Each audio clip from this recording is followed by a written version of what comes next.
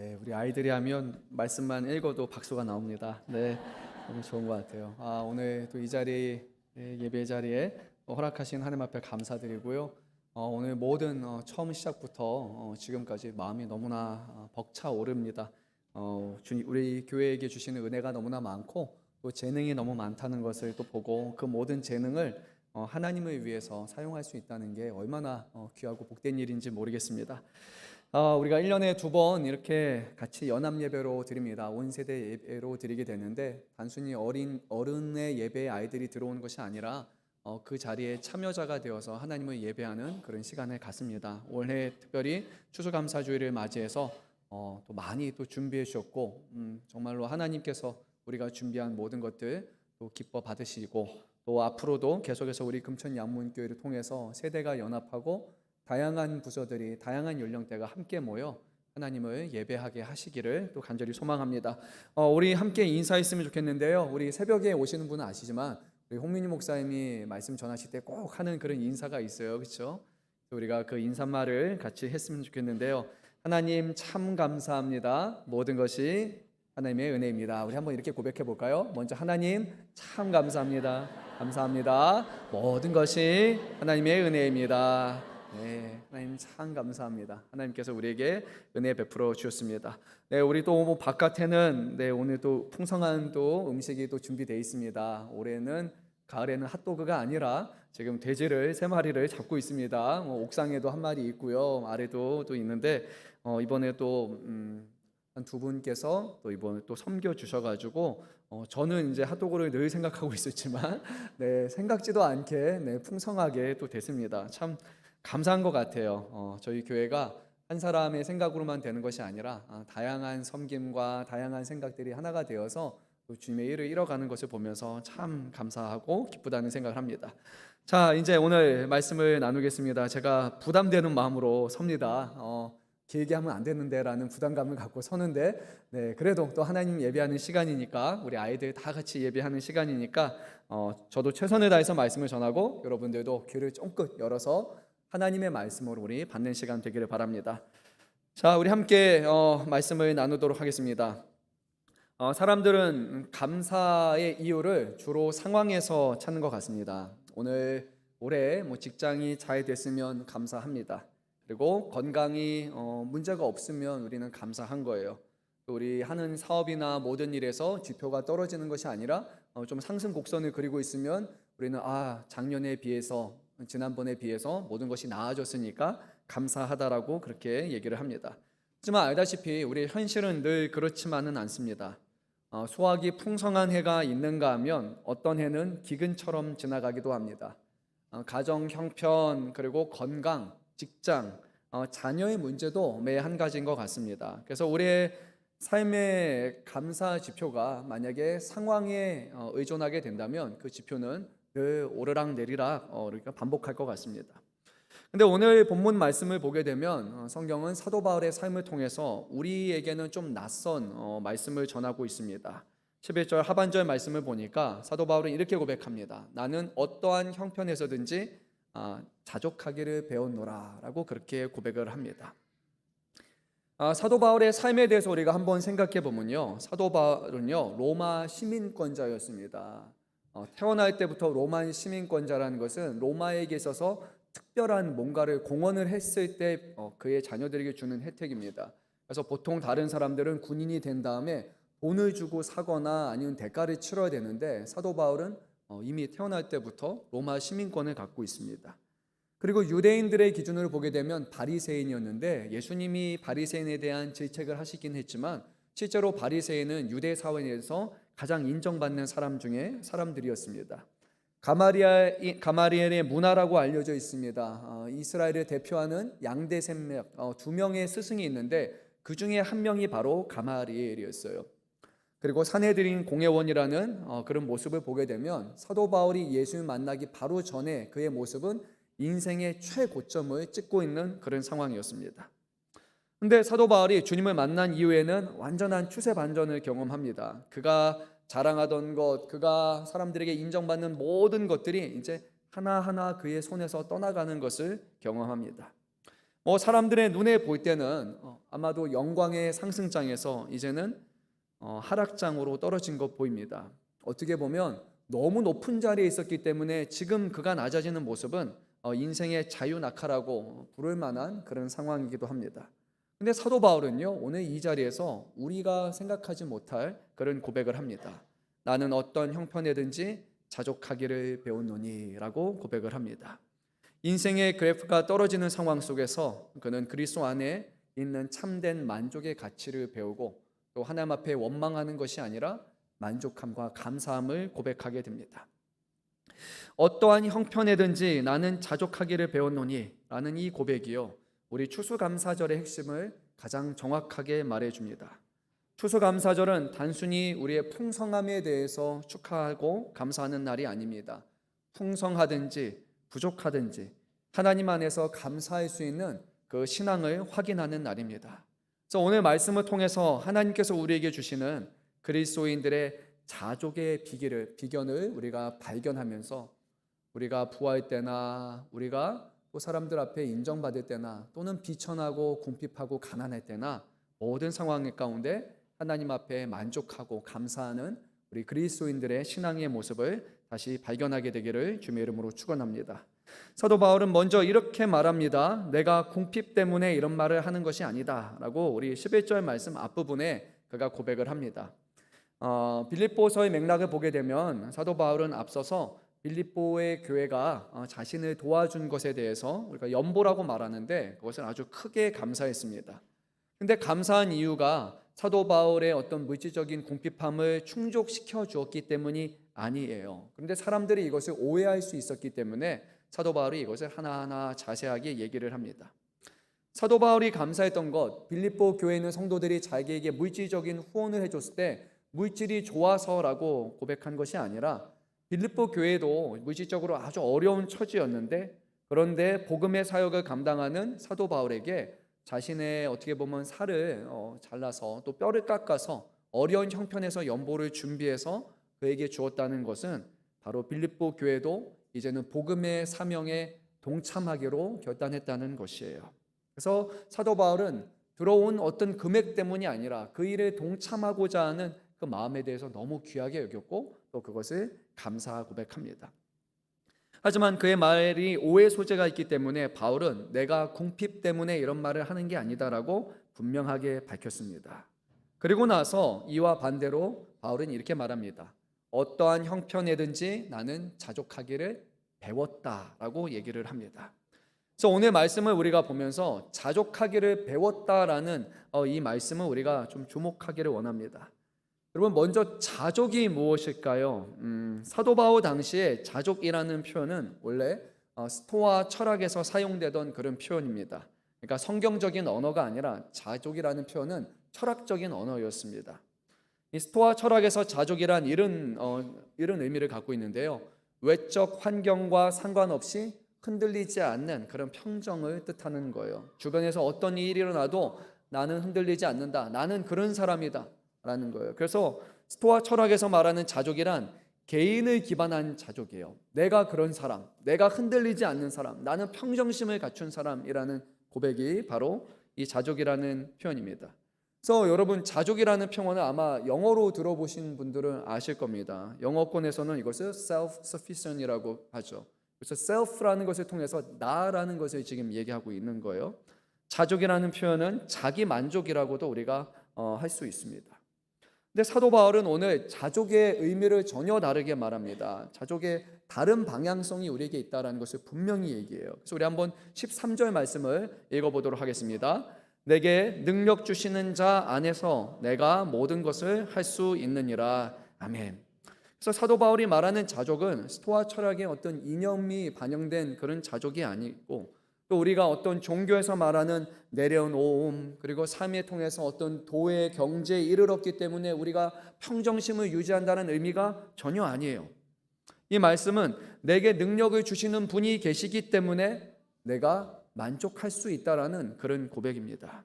그리고 이 능력 주시는 분에 대해서 사도 바울은 누구라고 고백하느냐? 이미 빌립보서 3장에서 예수 그리스도시라고 그는 고백합니다. 사랑하는 성도 여러분, 우리가 자족을 할 수 있습니다. 삶이 어려워도 궁핍한 상황에서 좋은 상황에서도 내가 흔들리지 않고 미리 준비하고 예비하고 그렇게 하겠다라는 생각을 가질 수 있어요. 그런데 오늘 말씀은 그것이 아니에요. 내가 잘 대비하고 내가 평정심을 유지하는 그런 자족을 경험하는 것이 아니라 앞서 말씀드린 self-sufficient가 아니라 Christ-sufficient, 그러니까 그리스도를 의지하는 자족을 말하는 거예요. 그리스도 안에서의 만족, 그리스도의 의존적 자족이 되는 거예요. 어떤 차이가 있겠습니까? 우리의 삶에 어려움이 있게 되면 우리가 그리스도를 의지하는 사람이라면 합니다. 누가 예배 시간에 목사한테 전화를 하는 그런 종종 있는데 잘 안 하는데 오늘 그러시네요.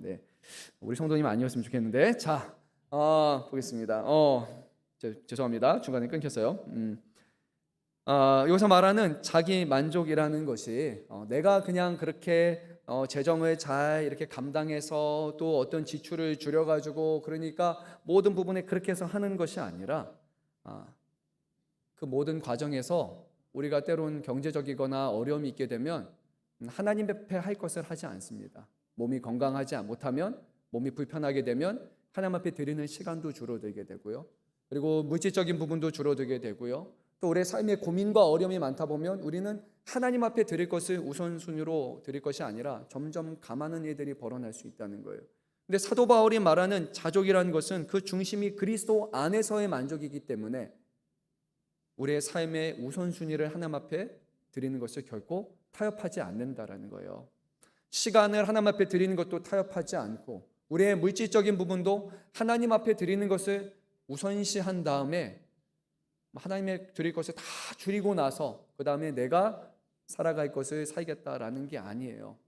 하나님을 향한 고백과 하나님을 향한 신실함과 하나님 앞에 하는 것은 모든 일에 있어서 최선을 다하는 상황 가운데 하나님이 함께 하시고 하나님이 힘주시고 붙들어 주실 것을 믿으면서 그 삶 가운데 만족하고 자족하는 겁니다. 그리스도가 함께 하시기 때문에 만족할 수 있습니다. 상황은 어려울 수 있습니다. 하지만 그리스도가 붙드시기 때문에 외적인 상황에서도 하나님 앞에 타협하지 않는 믿음이에요.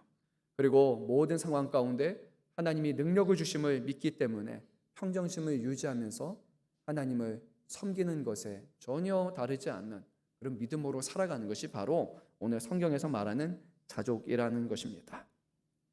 자족의 핵심은 여기 있습니다. 자족은 나는 괜찮다라는 고백이 아니라 그리스도로 충분하다라는 고백이 바로 오늘 성경이 말씀하는 자족입니다. 근데 사도 바울에게 있어서 이런 자족은 한순간에 이루어진 것이 결코 아닙니다. 사도 바울은 이것을 어떻게 했다고 말합니까? 나는 배웠다라고 얘기를 합니다. 자족하기를 배웠다라는 이 표현은요, 삶의 훈련을 통해서 삶의 경험을 통해서 얻은 배움을 가리키는 거예요.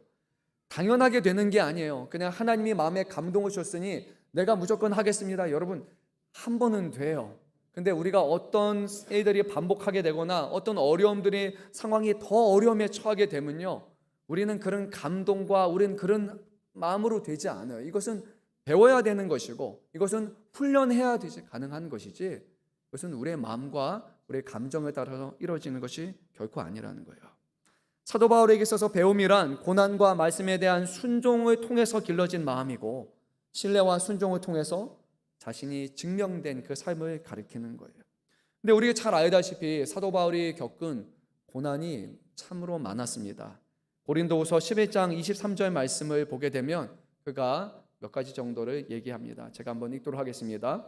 내가 수고를 넘치도록 하고 옥에 갇히기도 더 많이 하고 매도 수없이 맞고 여러 번 죽을 뻔하였으니 유대인들에게 40에서 하나 감한 매를 5번 맞았으며 3번 태장으로 맞고 1번 돌로 맞고 3번 파선하고 일주야를 깊은 바다에서 지냈으며 여러 번 여행하면서 강의 위험과 강도의 위험과 동족의 위험과 이방인의 위험과 시내의 위험과 광야의 위험과 바다의 위험과 거짓 형제 중에 위험을 당하고 또 수고하고 애쓰며 여러 번 자지 못하고 줄이며 목마르며 여러 번 굶고 춥고 헐벗었노라. 아멘. 이 한 번 한 번의 상황에서요, 이 한 번 한 번 상황은요 우리에게 변명이 될 수 있어요. 너무 어려운 일이에요. 배가 파선했어요.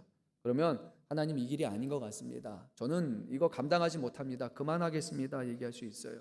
복음 전하다가 사로잡혔어요. 그래서 매를 맞았어요. 그러면 아니 예수님 복음 전하는데 사람들이 환영해 줘야 되고 하나님께서 나에게 좋은 일들을 이루어 주셔야지 어떻게 복음 전하다가 매를 맞습니까?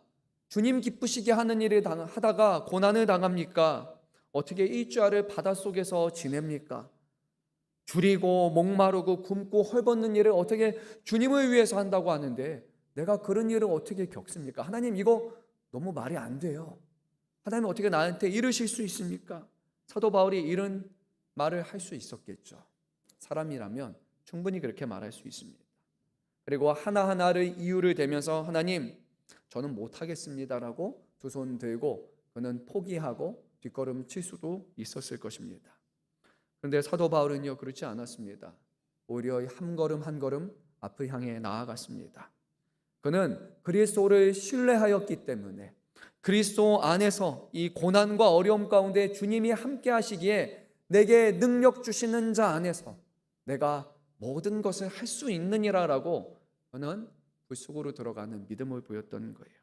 그리고 이러한 그의 순종과 믿음과 삶의 경험이 결국에는 어떠한 환경 속에서도 어떠한 상황 속에서도 자족하는 그리스도 안에서 만족하는 지경에 이르렀다고 그는 고백한 것입니다. 사도 바울이 이 말씀을 전하는 시점이 어딘지 여러분 아십니까? 감옥에 있었습니다.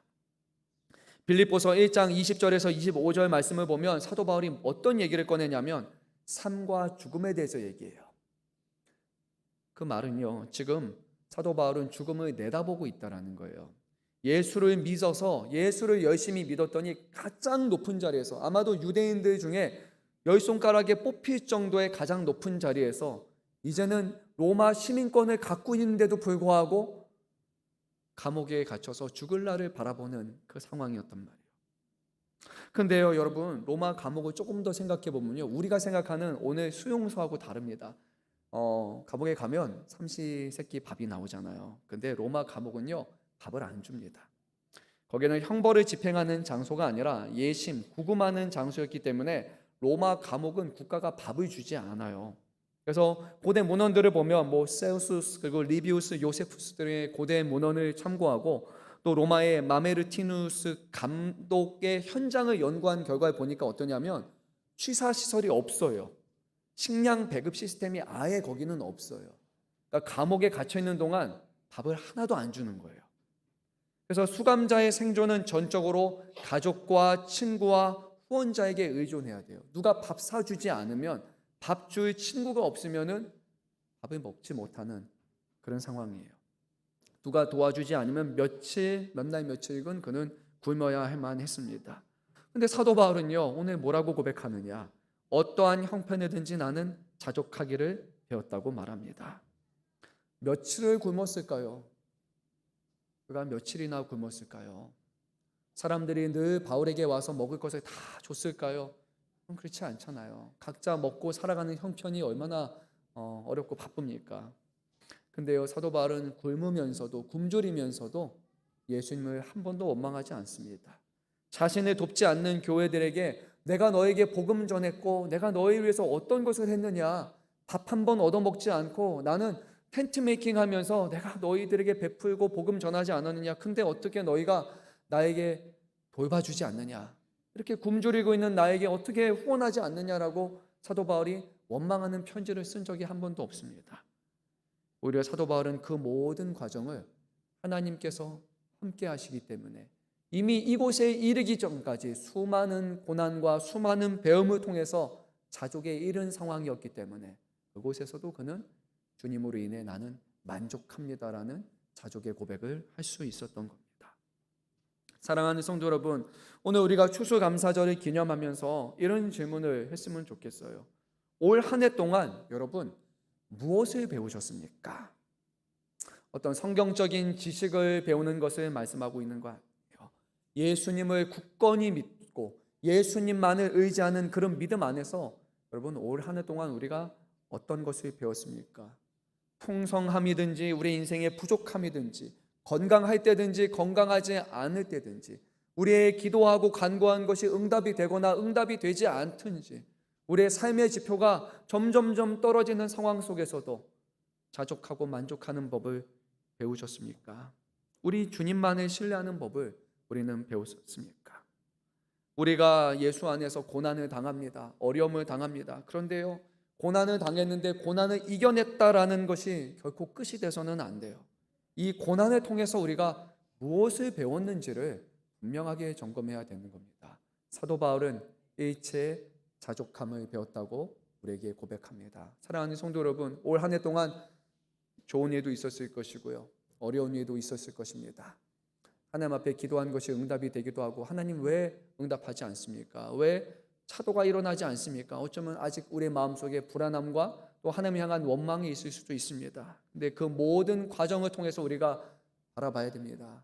과연 하나님이 우리에게 무엇을 가르쳐 주시는지, 우리는 하나님이 우리를 가르쳐 주시는 데 있어서 배우기에 힘쓰고 있는지, 아니면 나 그거 못하겠습니다, 나 하기 싫어요 라고 우리 뒷걸음질만 치면서 신앙이 10년이 되고 20년이 되고 30년, 40년, 50년이 됐는데도 동일한 문제가 맞닥뜨리게 되면 여전히 뒷걸음하고 여전히 도망가고 있는 내 자신의 모습이 있는지, 아니면 일체의 비결을 배우면서 모든 상황 가운데 자족하고 감사하는 믿음으로 우리가 세워지고 있는지를 우리가 잘 점검해 봐야 됩니다. 오늘 이 자리에는요, 우리 어린 아이들도 와 있습니다. 우리 청소년, 우리 청년대학부, 우리 어른들 다 와 있습니다. 우리 아이들은 부모의 신앙, 어른들의 신앙을 봅니다. 우리 부모들이 믿음의 자리에 서 있다면, 고난과 어려움 가운데 사도 바울과 같이 자족함으로 살아가는 그 신앙과 믿음을 보인다면, 우리 아이들은 보고 배운 것을 통해서 그런 삶의 지경에 이를 것입니다. 하지만 우리 가정에서 부모가 보이는 모습이 늘 도망가는 것, 피하는 것, 원망하는 것, 하나님을 의지하지 않는 모습을 보인다면 우리의 자녀들은 이렇게 생각할 거예요. 예수님을 믿을 이유가 없다. 하나님은 살아계시지 않는다라는 것을 가정을 통해서 아이들이 배우고 하나님을 떠나는 일이 일어날 수 있습니다. 사랑하는 성도 여러분, 오늘 사도 바울과 같은 모습을 배우기를 원합니다. 닮기를 원합니다. 도망가는 신앙이 아니라 하나님 앞에 배우는 신앙으로, 훈련된 신앙으로 살아가야 됩니다. 때가 악합니다. 적당한 믿음과 적당한 고백으로 살아갈 수 없습니다. 정말로 하나님을 의존하는 그런 신앙이 아니라면 우리의 신앙은 넘어질까 염려해야 됩니다. 말씀을 통해서 올 한 해 어려움 가운데서도 하나님을 의존했다면, 하나님 안에서 감사하며 만족했다면 그것으로 인해서 하나님 앞에 다시 한번 기뻐하는 시간이 되었으면 좋겠고요. 만약 그렇지 못하다면 오늘 하나님 이 시간을 기점으로 해서 우리가 더 하나님께 배우기를 원합니다. 하나님을 통해서 더 훈련되기를 원합니다라는 그런 고백으로 나아가기를 바랍니다. 자, 우리 12절 말씀 한번 읽도록 하겠습니다. 나는 비천에 처할 줄도 알고 풍부에 처할 줄도 알아. 모든 일 곧 배부름과 배고픔과 풍부와 궁핍에도 처할 줄 아는 일체의 비결을 배웠노라. 아멘. 앞서 말씀드린 것처럼 사도 바울은 본래 부러움의 대상이었습니다. 로마 시민권자를 비롯해서 그에게 붙여진 다양한 그런 수식어들이 있었습니다. 그런데 이제 사도 바울은 로마 감옥의 죄수가 됐기 때문에 이제는 존귀한 사람에서 비천한 사람이 되었어요. 그 누구도 거들떠보지 않은 그런 죄수가 되었습니다. 모든 것이 풍족했던 시절을 지나서 이제는 줄이고 궁핍함에 처하게 됩니다. 그가 유대교에서 바리새인으로서 일을 했을 때는 사람들이 바울 선생님 가르쳐 주세요. 우리 집에서 먹으면서 내가 먹을 거 대접할 테니까 잘 모실 테니까 정말 말씀 가르쳐 주세요. 나에게 교훈해 주세요 라고 서로가 바울을 모시고 싶은 그런 상황이었을 겁니다. 근데 이제는 그렇지 않습니다. 줄이고 궁핍에 처하게 됩니다. 비천하게 살 줄도 안다. 사도 바울은 비천을 부끄러워하지도 않고 비천을 피하지 않았습니다. 풍족하게 살 줄도 알지만 굶주리거나 풍족하거나 궁핍하거나 어떤 상황 가운데서도 나는 적응할 수 있는 비결을 배웠다고 말해요. 사도 바울은요, 자족이 고난 속에서만 필요한 것이 아니라고 말합니다. 풍부함에 대해서도 말하고 있어요. 풍성한 때도요, 우리는 자족이 필요하다는 거예요. 왜냐하면 풍성한 풍요는 결국 우리의 마음 가운데 교만을 불러일으킬 수 있고요, 그리스도를 의지하는 자존인 삶이 아니라 자기 자신을 의존하는 그런 삶을 살아갈 수 있기 때문에 스토아 철학에서 말하는 자기 평정심을 우리가 보이기에 너무 좋은 환경이기 때문에 풍성한 때에도 자족함을 배워야 된다라고 오늘 성경은 말씀합니다. 자족의 비밀은 단순히 피한다, 포기한다가 아니라 하나님이 내 삶의 주권자이심을 인정하는 신앙의 반응이기에 오늘 우리는 이 말씀을 통해 이런 결론을 내릴 수 있어요. 자족은 배고픔이라는 현실을 무시하는 태도도 아니에요. 배고픔은 정말로 어려운 거예요. 힘든 거예요. 하지만 그럼에도 불구하고 하나님께서 허락하신 상황이라면 하나님을 의지하며 그것 또한 감당하고 감내하는 것입니다. 그것이 우리에게 부끄러움으로 여기는 것도 아니고 수치로 여기는 것도 아니고 이것이 하나님께서 우리에게 주시는 인생의 시험이라는 것을 의지하면서 우리는 하나님을 의존하는 모습으로 가야 돼요. 물론 저도 그랬던 것 같아요. 유학 시절에요. 통장에 잔고가 별로 없으면요. 밖에 나가기 싫어요. 사람 만나면 돈이 없으니까 돈 나가게 되면 힘드니까 잔고가 적어지거나 뭐가 내가 삶에 어려움이 있게 되면 사람 피하고 싶지 않아요. 괜히 부끄러움 당할 것 같고 어려움에 당할 것 같아요. 근데 그것이 아니에요. 배고픔과 또 어려움이라 할지라도 우리는 피하는 것이 아닙니다. 부끄러워하는 것이 아닙니다. 그것 또한 하나님께서 주신 것임을 감사함으로 받아야 하는 거예요. 또한 풍요를 자랑하는 것이 아니라 절제하는 것입니다. 풍요로울 때나 가난할 때나 우리가 보여야 되는 모습은 동일해야 됩니다. 하나님을 의존하는, 하나님을 바라보는 믿음으로 살아야 합니다. 그리고 삶은 상황이 아니라 하나님의 섭리를 바라보는 것임을 우리가 기억해야 됩니다. 자, 우리 끝으로 13절 말씀 다시 한번 읽도록 하겠습니다. 내게 능력 주시는 자 안에서 내가 모든 것을 할 수 있느니라. 아멘. 네, 이 말씀 너무나 유명한 말씀이고 이 말씀 자체가 우리에게 큰 도전이 되고 위로가 됩니다. 하지만 이 말씀은 하나님이 우리에게 능력 주시니까 모든 것을 다 할 수 있다, 우리에게 무한한 가능성을 지금 전하는 그런 말은 아니에요. 오늘 앞서 읽었던 그 문맥에 대한 결론이 바로 여기 있는 겁니다. 12절의 모든 상황, 풍부함과 궁핍과 배고픔과 배부름 속에서 그는 하나님을 의지하면서 모든 것을 그가 감당할 수 있었다라는 믿음의 고백입니다. 앞으로 그것을 하겠다라는 고백도 아니고 지금 하나님 때문에, 우리 주님 때문에 내가 이것을 할 수 있었습니다라는 고백이 이 안에 담겨 있는 거예요. 이뿐만이겠습니까? 우리가 예수를 믿으며 살아가는 모든 상황 가운데 이 고백은 동일하게 적용이 됩니다. 하나님을 신실하게 바라보는 사람이라면, 그리스도를 의지하는 사람이라면 두려워할 것도 아니고 염려할 것도 아니고 그 가운데 우리와 함께 하시고 힘주시는 주님을 의지하면서 우리는 담대하게 살아갈 수 있습니다. 능력 주시는 분이라는 표현은 현재형이에요. 지금도 계속해서 능력을 공급해 주신다라는 고백이에요. 감옥에서 굶주리고 있음에도 불구하고 사도 바울은 예수님이 능력 주시니까 나는 주려도 견딜 수 있습니다. 굶주려도 괜찮습니다. 헐벗고 외로워도 괜찮습니다. 주님이 이 모든 것을 감당할 수 있는 능력이 되시기 때문입니다. 주님이 계속해서 나를 강하게 하시기 때문에 나는 어떤 상황에서도 견딜 수 있습니다. 비록 사형 선고가 언제 내려질지 모르는 그런 상황이었지만 사도 바울은 오직 믿음의 고백을 할 수 있었습니다. 그에게는 자신보다 더 위대한 존재, 이 세상의 어떤 신들과 어떤 위정자보다 더 높은 존재가 자신의 주인 되셨기 때문에 바로 그 그리스도 안에서 그는 힘을 얻고 감당할 수 있었던 겁니다. 바로 사랑하는 성도 여러분, 여기에 자족의 핵심이 있습니다. 결코 나는 괜찮다라는 고백이 아닙니다.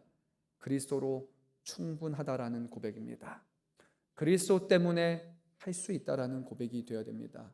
올 한 해 동안 우리의 삶을 점검해 보면서 과연 우리가 오늘 이 자리에 왔던 우리의 삶의 모습 가운데 그리스도로 만족하고 그리스도 때문에 오늘 이 자리에 나올 수 있었는지, 아니면 내 힘과 내 능력과 내 상황 때문에 오늘 내가 이 자리에 오를 수 있었는지를 다시 한번 우리는 점검을 해야 됩니다. 정말로 그리스도 한 분이면 여러분 충분하십니까? 그리스도 한 분만 계시면 감옥에서도 모든 것을 잃은 상황 가운데서도 나는 감사하다라는 고백을 하실 수 있겠습니까? 성경은 오늘 우리에게 도전합니다. 그런 믿음과 그런 모습을 통해서 예수 믿는 믿음이 헛된 믿음이 아니라 예수 믿는 믿음이 상황에 따라서 엎치락 뒤치락 하는 그런 볼품없는 모습이 아니라 모든 상황 가운데서도 내게 능력 주시는 주님 안에서 다 할 수 있다라는, 세상이 이해할 수도 없고 세상이 감당할 수도 없는 그런 믿음을 오늘 성경은 우리에게 주시리라 말씀하십니다. 그리스도를 더욱 바라보시기 바랍니다. 우리의 삶에 익숙한 방식으로, 삶의 우리 방식으로, 우리의 능력으로 하는 그런 신앙생활이 아니라 그리스도를 의지하고 그리스도로 만족하는 신앙으로 더욱 굳건히 세워지는 저와 여러분 되시기를 주님의 이름으로 축원합니다. 오늘 기도드리겠습니다.